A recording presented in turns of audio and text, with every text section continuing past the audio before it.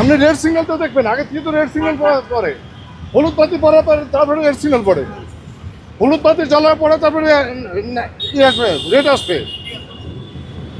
এটা আপনি চোখে পড়ে না, এগুলো চোখে পড়ে না আপনাদের? এক সময় গাড়ির কাগজপত্র ছাড়া মামলা করতে গিয়ে অনেক বিড়ম্বনা ও হয়রানির মুখে পড়তে হতো ট্রাফিক পুলিশ সদস্যদের। অনেক চালক কিংবা গাড়ির মালিক প্রভাব খাটাতে বিভিন্ন মানুষের মাধ্যমে ফোন ধরিয়ে দিতেন ট্রাফিক পুলিশ সদস্যদের। তবে রাজধানীতে এআই ক্যামেরা স্থাপনের পর বদলাতে শুরু করেছে সেই চিত্র।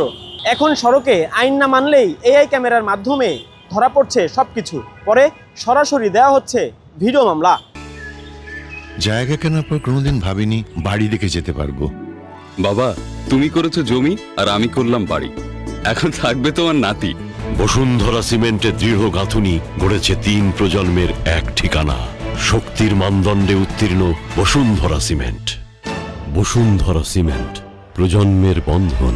আগে দেখা গেল যে একটা সিগন্যাল ভায়োলেশন করে আসছে, ওনাকে ধরলাম, মানে সরি বললো অথবা কাউকে ফোনে ধরাই দিল যে আমার ভাই আছে, আমার একটু কথা বলে।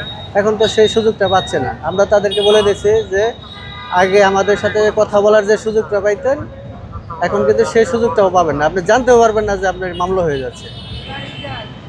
এরকমভাবে আমরা তাদেরকে সচেতন করতেছি। হচ্ছে কি? হ্যাঁ, অনেক হচ্ছে, অনেক হচ্ছে।